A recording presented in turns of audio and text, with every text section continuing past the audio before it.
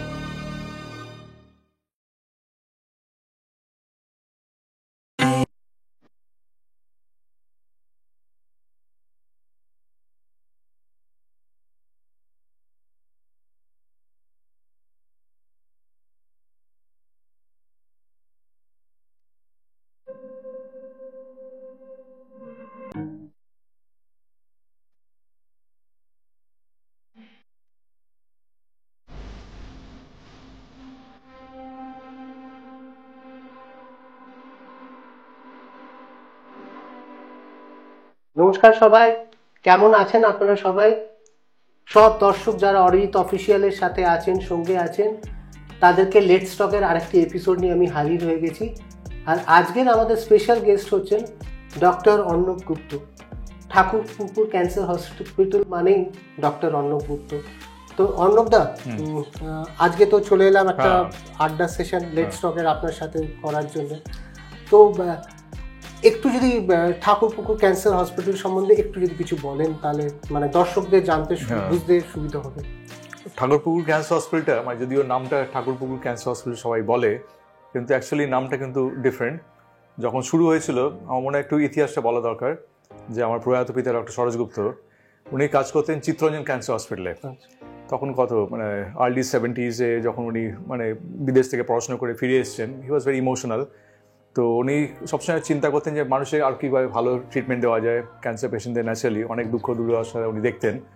অনেকেই লেট স্টেজে আসতো, যেখানে ক্যান্সারের মেন চিকিৎসা হচ্ছে আর্লি ডায়াগনোসিস, আর্লি ট্রিটমেন্ট, যাতে রেজাল্টটা ভালো হয়। সেখানে অনেকেই আসতো দূর দূরান্ত থেকে এবং অ্যাডভান্স স্টেজে। তাদের যে তাড়াতাড়ি চিকিৎসা দেওয়া হবে, তখন যে হসপিটালে কাজ করতেন, Chittaranjan cancer hospital was the only cancer hospital in eastern India. কিন্তু মানে পরিষেবা যথেষ্ট ভালো ছিল, কিন্তু ন্যাচারালি অত পেশেন্টদের লোড নেওয়ার মতো তাদের ক্ষমতা ছিল না। সুতরাং অনেক পেশেন্ট আসতো দূর দূরান্ত থেকে, মানে রাস্তাঘাটে শুয়ে থাকতো, ন্যাচারালি একটা লং ওয়েটিং থাকতো। অনেকে ওখানেই হয়তো খারাপ হয়ে যেত, মারা যেতেন। কেউ কেউ হয়তো চিকিৎসা ছাড়াই দেশে ফিরে চলে যেত। তাদের পয়সা করে এমনি অসুবিধে, বেশি দিন থাকার সম্ভাবনা ছিল না। তখন উনি চিন্তা করলেন এই মানুষদের জন্য যদি একটা হোম করা যায়, তাহলে অ্যাটলিস্ট তাদের একটা থাকার জায়গা, একটা মানে শেল্টার করা যাবে, তাদের অ্যাটলিস্ট কিছু সাধারণ বেসিক কেয়ার যেটা বলে সেটা যদি দেওয়া যায়। তো এইটা ওনার স্বপ্ন ছিল। বিদেশ থেকে পড়াশোনা করে ওখানে আবার ফিরে এলেন, আবার সেই একই দৃশ্য। তখন ওনার বললেন যে হয় আমি ক্যান্সার লাইন থেকে বেরিয়ে আসবো, নাহলে একটা কিছু করবো।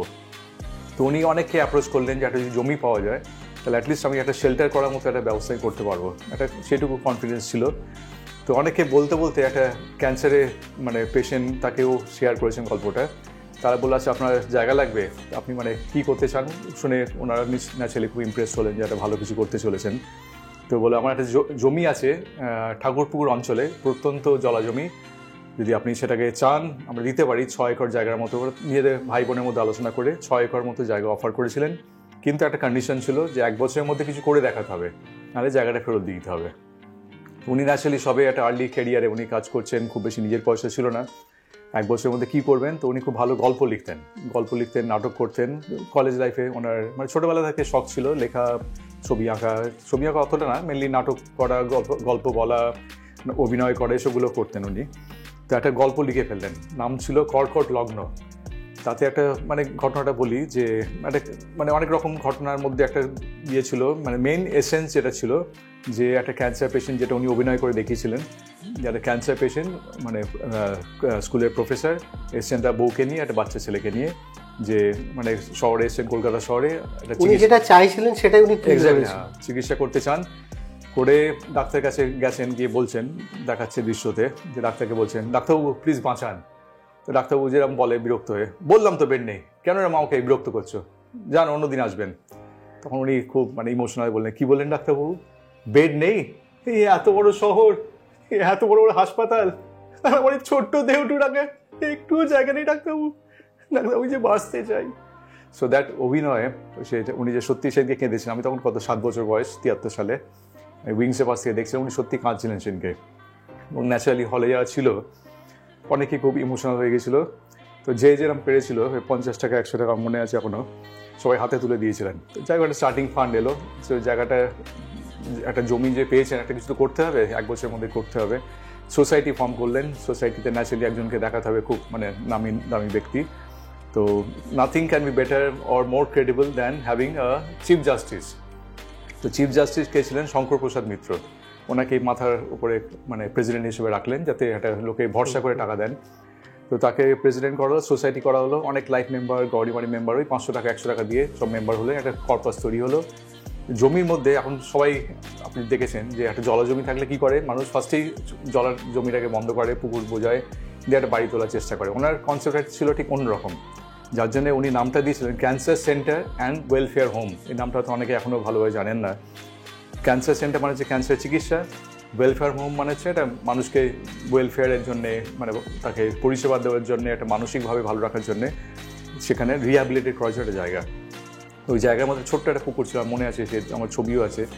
তাতে সেই পুকুরটাকে ওই যে টাকাটা উঠলো নাটক করে, ওই টাকা দিয়ে জায়গাটাকে মানে পুকুরটাকে কাটা হলো বড় করে, একটা লেক মানে মাঝখানে একটা বড় ওয়াটার বডি থাকবে যেখানে পেশেন্টরা মাছ ধরবে, আশেপাশে পেশেন্টরা ঘুরে বেড়াবে, তার পাশে একটা সুন্দর কটেজ হবে যেখানে পেশেন্টরা থাকবে, সামনে পুকুর দেখতে হবে, হাঁস ঘুরে বেড়াচ্ছে সেগুলো দেখতে হবে। তো সেই জন্যে আর যে মাটিটা কাটা হলো সেটা দিয়ে জায়গাটা ভরাট করা হলো। মানে ওনার এতটাই দূরদর্শিতা ছিল যে একটা মাঝখানে একটা পুকুর রাখতে হবে, ওয়াটার বডি রাখতে হবে, এবং মাটিটা যে তুললেন সেটা দিয়ে জায়গাটা ভরাট হয়ে গেল যাতে বাড়ি করা যায়। তো তার জন্য ওই যে শিখা নাট্যগোষ্ঠী যারা এই নাটকটা করেছিলেন তার লিডার ছিলেন ডক্টর অনিল পাল। ওনার সাথে আলাপ হয়েছিল, দেখেছিলেন একটা চ্যারিটেবল এটা ওনারা করেছেন ঠিক আগের বছরে, মানে 73 সালে এই নাটকটা হয়েছিল। 72 সালে ওনারা আর একটা নাটক করেছিলেন যেটা হচ্ছে ব্লাইন্ড স্কুলের জন্য। তো তখনই ওনার আইডিয়াটা এসেছিল, বা ব্লাইন্ড স্কুলের এরকম একটা ওনারা করছেন, ফান্ড রেজিং করছেন, আমাদের জন্য যদি কিছু করতে পারেন। তো সেইভাবে ওনার সাথে আলাপ, এবং উনি প্রমিস করেছিলেন। আমি সেই রিহার্সালেও যেতাম, মনে আছে ছোটোবেলায় 72-73 সালে 1 বছর ধরে রিহার্সাল হয়েছিল, করে নাটকটা হলো। এবং শিক্ষা গোষ্ঠীতে যারা ছিলেন সবাই বিনা পয়সায় করেছিলেন, অভিনয় করেছিলেন। তো সেইভাবে নামটা এখন শিখা সরোবর, দেখবেন ওয়াটার বডিটা শিখা সরোবর লেখাও আছে ওখানে। তো সেইভাবে শুরু হলো। তার মানে এইটার পুরোটা দেখুন একটা ক্রিয়েটিভ কিন্তু বিষয়, মানে উনি নিজেকে শুধু ডাক্তার ভাবেননি, উনি একটা ক্রিয়েটিভিটির জন্যই কিন্তু আজকে পারফরমেন্স, মানে ওই জন্য আমিও দেখেছি আপনিও খুব গান করতে ভালোবাসেন, বাচ্চাদের সাথে গান করেন। আচ্ছা ডাক্তারবাবু, এইটা বলুন তো যে আমাদের যখন পেশেন্টরা আসে, তাদের ক্রাইসিস, তারা একটা জীবন মরণ বাঁচন লড়ে, সেই সময় মনে হয় কি যে কোনো প্রত্যেকটা মানুষের মতো তো ঈশ্বর কিছু না কিছু গুণ দিয়েছে, আঁকা, গান, অভিনয়, সেই জায়গাগুলো যদি আমরা একটু এনহ্যান্স করতে পারি, এটা খুব একটা মেডিসিনের কাজ, খুবই দরকার। আমি কয়েকটা ঘটনাও বলবো, যেটা বলছিলাম একটু মানে ইতিহাসটা প্লিজ জাস্ট 2 লাইনে শেষ করে দিই। তারপর যা হলো, একটা কটেজ তৈরি হলো, সেই কটেজে পেশেন্টদের রাখার ব্যবস্থা হলো। তখন 25টা বেডের ডরমিটরি। সিদ্ধার্থ শঙ্কর রায় তখন চিফ মিনিস্টার ছিলেন। 76 সালে 14ই মার্চের ডেটটা মনে আছে, কারণ আমার ছোটো মেয়ের জন্মদিন একই দিনে কোইন্সিডেন্টালি। আর ছোটো মেয়ে আমার মানে আমার বাবার খুব প্রিয় ছিল, আমার বেস্ট ফ্রেন্ড বলতো নাকি। যাই হোক, সেইভাবে 14 মার্চ কোইন্সিডেন্টালি ডেটটা মনে আছে। ইনঅগারেশন হলো, তো সেখানে 25টা বেডের একটা ডরমিটরি, দূর দূরান্ত থেকে পেশেন্টরা আসতো, প্রায় বিনা পয়সাই থাকতো বলা যায়।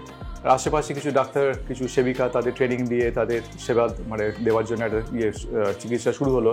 তো ন্যাচারালি ক্যান্সার শুধু তো ভর্তি করে রাখলে তো হবে না, তাদের চিকিৎসা লাগবে। আবার সে একই প্রবলেম, একটা অ্যাম্বুলেন্স উনি পেয়েছিলেন, জিৎ পাল, স্বরাজ পাল যারা আছেন তাদের পরিবার থেকে একটা অ্যাম্বুলেন্স দেওয়া হলো। সেই অ্যাম্বুলেন্সে করে পেশেন্টদের ওই চিত্তরঞ্জন ক্যান্সার হসপিটালে নিয়ে যাওয়া হতো রেডিয়েশন, অপারেশন, ট্রিটমেন্টের জন্য। তো তাতে তো ন্যাচারালি আবার সেই ওখানে গিয়ে আবার লাইন, আবার ভিড়। তখন উনি ঠিক করলেন যে না, এটাকে আরও গ্রো করতে হবে, বড় করতে হবে, ক্যান্সারের সব রকম চিকিৎসা ব্যবস্থা করবেন।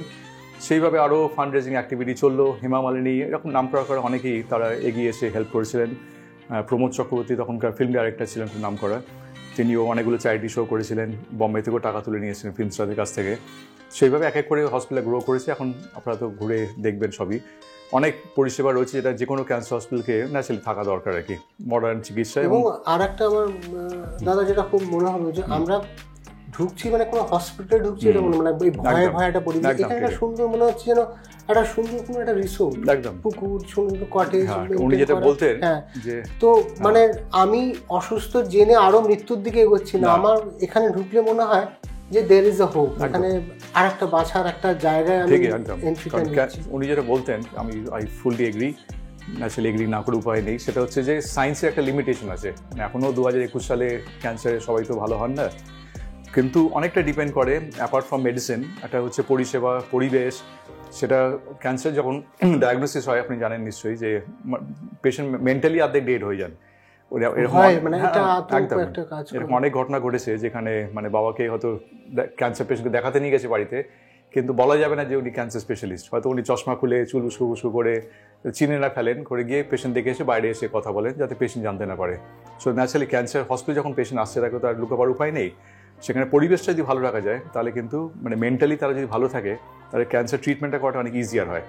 এইখানে ক্ষেত্রে দাদা এটাও কি দরকার পড়ে, যেটা এই জায়গাটা কি আমরা একটু পিছিয়ে আছি, যে মেন্টাল এবং পারিবারিক সাপোর্টটা, যদি আমরা জানি যে বাড়ির বাবা মা আত্মীয় স্বজন কেউ একজন ক্যান্সার পেশেন্ট হয়েছে, আমাদের কি বিহেভিয়ার একটু চেঞ্জ হয়ে যায় বা আমরা মেন্টালি একটু ডিস্টেন্স মেনটেন করতে শুরু করে দিই? বাইরের লোকেদের ক্ষেত্রে দুটো ব্যাপার, একটা হচ্ছে মানে ন্যাচারালি ফ্যামিলি তো মেন্টালি ভেঙে পড়ে, তাদের যদি খুব ক্লোজ রিলেটিভ হয়, ছেলে মেয়ে বাবা মা যাই হয়, মেন্টালি অনেকটাই ভেঙে পড়ে।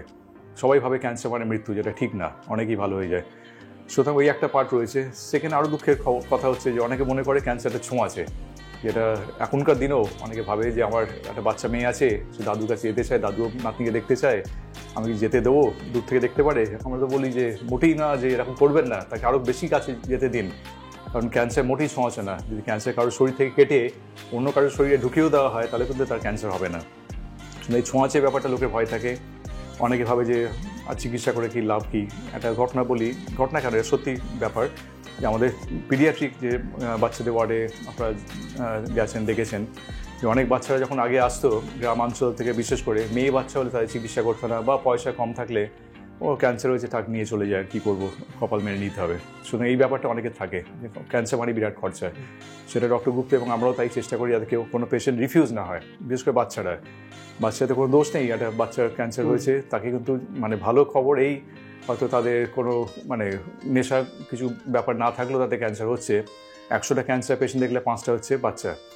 ভালো খবর এইটাই যে ভগবান একটা জিনিস করেছেন যে 90% বাচ্চা কিন্তু ভালো হয়ে যায়, শুধু চিকিৎসাটা কমপ্লিট করতে হবে। চিকিৎসা কমপ্লিট করা আমাদের দায়িত্ব নিশ্চয়ই রয়েছে। সুতরাং হ্যাঁ, মানে এক একটা ফ্যামিলিতে এক এক রকম রিয়াকশন হয়।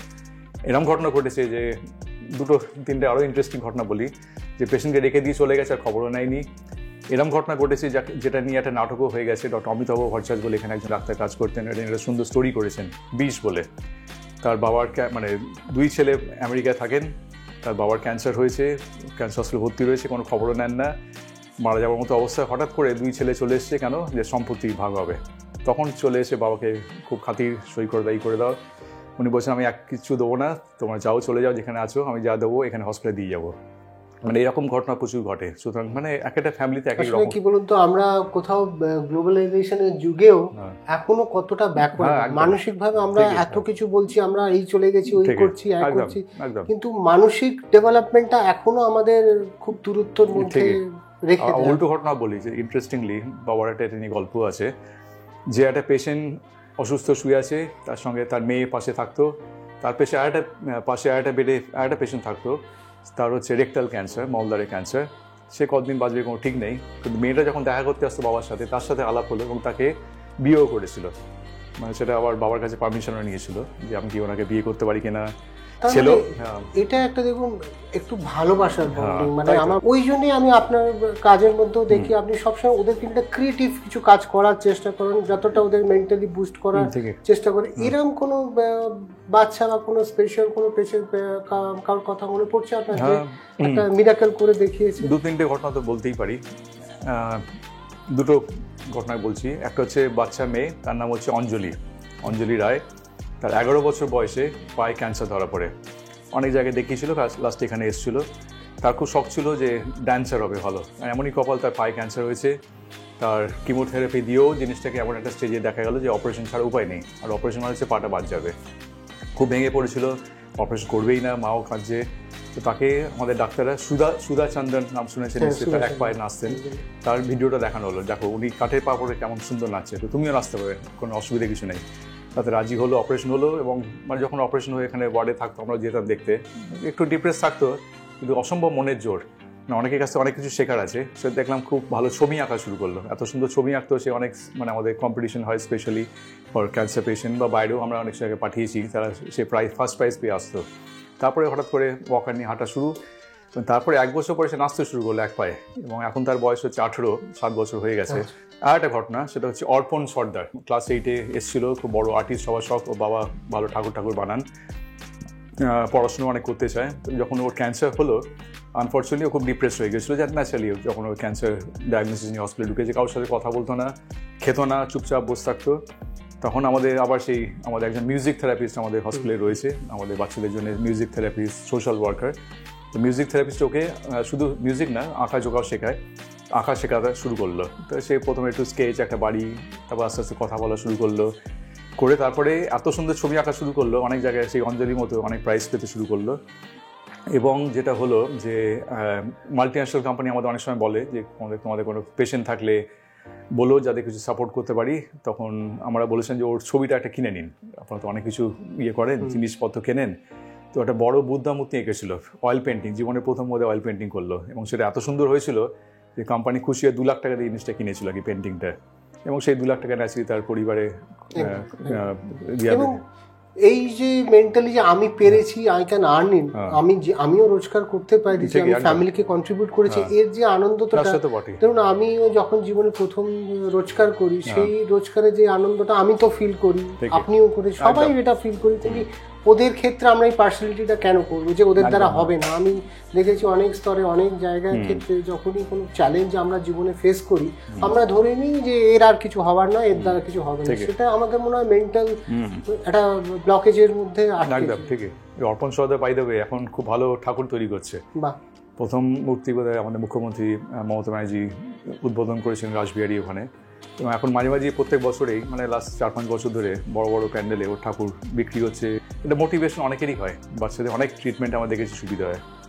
আর আপনার দাদা আগামী দিনের কি পরিকল্পনা, মানে এই অর্গানাইজেশনটাকে আপনি কিভাবে দেখতে চান, আরো কিভাবে? সত্যি কথা বলতে আমি তো মানে only part of a very big family. আমাদের 850 স্টাফ, আমি ডিরেক্টর বটে, আমি ক্যান্সার সার্জনও, কিন্তু আমাদের একটা গভর্নিং বডি আছে, আমাদের ট্রাস্টিজ আছে। আমার উপরে আমার দাদা আছেন Anjan Gupta, he is the honorary secretary and honorary architect. এই হসপিটালে যা পরিবেশ দেখছেন, মানে বাবার স্বপ্ন, প্রথম দিকে বাবার কনসেপ্টেই বাড়ির ডিজাইন হতো, তখন আমাদের আর্কিটেক্ট ছিলেন মিস্টার বিকে ব্যানার্জি। দাদা আমেরিকায় কাজ করতো, বড় চাকরি করতো। মাদার টেরেসা একটা চিঠি লিখেছিলেন, আমরা যখন বেড়াতে গিয়েছিলাম, খুব ইন্টারেস্টিং, যে চিঠি লিখেছিলেন যে তুমি ফিরে এসো, তোমার ওখানে ডিজনিল্যান্ড বাবা ঘুরে এসেছেন, দেখে ওরকম একটা পরিবেশ তৈরি করতে চান বাচ্চাদের জন্য। দাদাও ফিরে এসেছিল করে ওরকম একটা ডিজনিল্যান্ড টাইপের পরিবেশ। আপনারা দুজনেরই মেশমশের স্বপ্নটা দুরকম কিন্তু তৈরি করার চেষ্টা। শুধু দুজনে মিলে তো হয় না, এটা বিরাট সবাইকার সাপোর্ট লাগে, বৃহত্তর পরিবার, অনেক ডোনার, অনেক আমাদের স্টাফ আছে, মানে 850 স্টাফ, চাইলে অনেক বড় জায়গায় কাজ করতে পারতো, কিন্তু যাই হোক আমরা সবাই মিলেমিশে থাকি। তো মানে প্ল্যান তো অনেক সময় থাকে আমাদের, আমার একা প্ল্যান না, গভর্নিং বডি সবাইকারই, আমার দাদার সবাইকারই স্বপ্ন আছে, আমার মা এখনো মানে জীবিত আছেন। তো সবাইকারই স্বপ্ন হসপিটাল আরও বড় হোক, মানে একটা বাঙালি প্রতিষ্ঠান যাতে আরও বড় হয়। আর এই ফিলোসফি নিয়ে অনেক হসপিটাল ক্যান্সার হবে, এই ফিলোসফি হয়তো সব হসপিটালে থাকবে না। তো ন্যাচারালি যদি হসপিটাল সার্ভাইভ করে, অনেক মানুষ বেনিফিটেড হবে। তো সেখানে হসপিটালে যদি সব রকম, মানে শুধু ডায়াগনোসিস, ট্রিটমেন্ট না, পরিবেশ এবং ফিলোসফি, যাতে সব পেশেন্টের ইয়েটা পায়, সার্ভিস পায়, এবং রিসার্চ ক্যান্সারের উপরে, যাতে ক্যান্সার ওষুধ যদি এখান থেকে একটা বেরোতে পারে, সেটা যদি হয় খুব ভালো হয়। ধরুন আমি ঈশ্বর মানি, ভগবান মানি, আপনিও হয়তো মানেন। ধরুন আজকে ঈশ্বর এসে আপনার কাছে 3টে বর চাও, 3টে বর আপনি কি কি চাইবেন? মানে হসপিটালের তরফ থেকে বলছেন না ওভারঅল? না, আমি একদম ডক্টর অর্ণবগুপ্ত না, একজন মানুষ হিসেবে অর্ণবদার কি 3টে স্বপ্ন ঈশ্বরের কাছে তিনি চাইবেন যাতে আমার সত্যি হয়? মানে মানুষ হিসেবে চাইবো সবাই ভালো থাকুক, আমাদের যাতে রেষারেষি, যুদ্ধ, খুনোখুনি এসবগুলো না হয়, যতটা সবাই আনন্দে থাকতে পারে, সেটা একটা বড় সবাইকারই ইচ্ছে থাকে, আমারও আছে। সেকেন্ড হচ্ছে আমার, মানে এটা বলবো এক্সটেন্ডেড ফ্যামিলি, সুতরাং আমার পরিবার যেরকম আছে এটাও একটা এক্সটেন্ডেড ফ্যামিলি। এখানে যাতে হসপিটালটা ভালো সার্ভাইভ করে, সব মানে হসপিটাল আরও মানে বৃহৎ আকার ধারণ করে, আমাদের স্টাফেরা সবাই ভালো থাকে, এবং আমার পরিবারে ন্যাচারালি আমার যে কজন আমরা আছি, 2 মেয়ে, ওয়াইফ, মা, আমার দাদা, দিদি, শ্বশুরবাড়ি, সবাই যাতে মানে একসাথে মিলেমিশে আমরা থাকতে পারি, শুধু ডাক্তারি আমার জীবন যেন না হয়, আমার অন্য অনেক প্যাশন আছে, সেটা নিয়ে আমি মানে পরিবারের সাথে সময় কাটাই, উইকেন্ডে গান বাজনা করি, যেটা হয়তো আপনি শুনেছেন, ছবি আঁকা, অনেক কিছু আমার শখ ছিল পাইলট হওয়ার, বাই দ্য ওয়ে, সেটা বলা হয়নি। তো যখন বাইরে ছিলাম আমি প্লেন চালানো শিখেছিলাম। বাবা বলতেন প্লেন কেন চালাবে, তুমি পাইলট হলে তো একটা ড্রাইভারের কাজ, যার জন্য ন্যাচারালি আমি পাইলট হইনি। না, আপনি অনেক বড় জিনিস চালাচ্ছেন, এখানেও একজন পাইলট, মানে অনেকটা যেমনি একটা ট্রেনের একটা 100-150 ক্যাপাসিটির একটা মানুষের লায়াবিলিটি নিয়ে এক জায়গা থেকে আরেক প্রান্তে যাচ্ছেন, এখানেও কিন্তু আপনি অনেক মানুষের একটা স্বপ্ন কিন্তু আপনার সাথে, মানে ধরুন আমার বা আমাদের কিছু হলে আমরা ঈশ্বরকে তো দেখতে পাই না, আমাদের কাছে সেই ডাক্তারই তখন একটা ঈশ্বরের রূপে আসে, এবং তার অ্যাডভাইস, তার চলার পথ, এবং এই সিচুয়েশনে, যেটা এই প্যান্ডেমিক সিচুয়েশনে আপনারা সবাই যেমনি লড়াই করেছেন, সবাই সাপোর্ট করেছেন, এটা মানে এটা আপনারাই একটা, ভগবান হয়তো নিজে আসেন না, বিভিন্ন মাধ্যমে সেই জার্নিটা কমপ্লিট করেন। ডাক্তাররাও যেমন করেছে, আমাদের সব রকম ভলান্টিয়ার ছিল, সব পুলিশ অর্গানাইজ, সবাই যে আজকে আমরা অনেকটা অতিক্রম করে এসেছি। এটা কি মনে হচ্ছে যে আমরা কি মুক্ত হয়েছি, নাকি আমরা কি সেফটি জিনিসটা কি, মানে আমরা কি মেনটেন করছি না করছি না? ফরচুনেটলি মানে আমাদের অ্যাটলিস্ট আমাদের হসপিটাল এক্সপিরিয়েন্সে বলি যে প্রথম যখন শুনলাম, ভেবেছিলাম ঠিক আছে ইন্ডিয়াতে হয়তো সেরকমভাবে হবে না, আমাদের তো এখানে সব রকম আমরা সহ্য করতে পারি, কিন্তু ক্যান্সারে যখন দেখলাম মানুষ পেশেন্ট যে মানুষ মারা যাচ্ছে, এবং প্রথম যখন এখানে একটা পেশেন্ট ধরা পড়লো, আপনি হয়তো শুনেছিলেন, সবাই এত আতঙ্কিত হয়েছিল, যারা স্টাফেরা হয়তো একবার ছুঁয়েছে বেডটা, তারা মনে করেছে তাদের প্রাণটা যাবে, ন্যাচারালি আমাদের করোনার সম্বন্ধে কোনো ধারণা ছিল না। সেখান থেকে বেরিয়ে এসে তারপর বাড়তে শুরু করলো করোনার সংখ্যা। ক্যান্সার পেশেন্ট আমরা জানতাম যে না হলে বোধহয় মারাই যাবে না, এই প্রাণে বাঁচবে না, সেই ক্যান্সার পেশেন্ট দেখেছি অ্যাডভান্স ক্যান্সার পেশেন্টও খুব তাড়াতাড়ি রিকভার করে গেছে। সুতরাং আমার যা মনে হয় আমাদের ইন্ডিয়ানদের মধ্যে ইমিউনিটি অনেক বেশি, এবং সব পেশেন্টে আমরা কোভিড টেস্টিং করতাম বিফোর ট্রিটমেন্ট, একটা সময় 70-80% পজিটিভ আসছিল, এখন সেটাই দেখছি কমে প্রায় লাস্ট 2 সপ্তাহে বোধহয় 1 থেকে 2 মাত্র পেশেন্ট পজিটিভ, তাদের কোনো সিমটম নেই এবং তারা রিকভার করে গেছে অলরেডি। সেই জন্য বলছি আমার তো ধারণা যে কমে যাবে, তারপর ভ্যাকসিন এসে গেছে, ভ্যাকসিন যদি সবাই নেয় আমার মনে হয় আরও বেটার কাজ হবে। তা সত্ত্বেও আমার সাজেশন থাকবে যে নিজের একটা সোশ্যাল ডিস্টেন্সিং মেনটেন করা, কারণ হয়তো চলে যেতে পারে, আবার অন্য ভাইরাসও আসতে পারে। সুতরাং social distancing, mask, hand sanitisation, আমাদের পূর্বপুরুষরা যেটা বলতেন, হয়তো আমরা শুচিভাই বলতাম, কিন্তু ব্যাপারটা এটাই যে মানে কিছুটা নিজের হাইজিন মেনটেন করতে হবে, নিজের সেলফ ডিফেন্সটা রাখা দরকার। এক্স্যাক্টলি, ঠিক। তো বুঝতেই পারলেন যে ওনার জীবনে, মেসমশাইয়ের জীবনে, এবং এই একটা বৃহত্তম উদ্দেশ্য নিয়ে এই অর্গানাইজেশনটা কাজ করছে। আর একটা জিনিস আমরা আজকে কিন্তু মানে এই আড্ডার মাধ্যমে খুব সুন্দরভাবে বুঝতে পারলাম, এবং এটা আমরা বিশ্বাস করি, নিশ্চয়ই আমি অন্তত করি, যে যদি আমরা মন থেকে কিছু চাই তাহলে সেই স্বপ্নটা সত্যি হতে বাধ্য। আজকে মেসমশাই একটা স্বপ্ন দেখেছিলেন, কিছুই ছিল না, স্বপ্নটা ছিল, সেই স্বপ্নটা আজকে কিন্তু কোথাও তৈরি হতে হতে হতে একটা সুন্দর পরিবেশ, একটা সুন্দর জায়গায় চলে এসেছে, এবং আগামী দিনে সেটা আরো বৃহত্তর একটা জায়গায় আমরা দেখতে পাবো, যে ঠাকুরপুকুর ক্যান্সার হসপিটাল একটা অন্য রকম, যে এখানে শুধু ট্রিটমেন্ট নয়, এখানে এসে খালি আমি ফিরে যাব কিনা সেই প্রশ্নে আসবো না, আমি আসবোই যখন, গেট দিয়ে ঢুকবোই যখন, আমি ব্যাক করব, আমি কাম ব্যাক করবো, আমি ফিরে আসবো। এই আশাটা এইখানে আসলে যেন মনে হয় খুব সুন্দরভাবে আমাদের মধ্যে মানে অনুপ্রাণিত ভাবে আমাদের মধ্যে চলে আসছে পুরো বিষয়টা। থ্যাংক ইউ ডক্টর বাবু, আজকে আমাকে সময় দেওয়ার জন্য, আর এই বেড স্টকের একটা এপিসোড করার জন্য। সবাই ভালো থাকবেন, সুস্থ থাকবেন, একদম থ্যাংক ইউ। আর আপনারাও ভালো থাকবেন, সুস্থ থাকবেন, আর খুব শীঘ্রই দেখা হবে নেক্সট প্রোগ্রামে।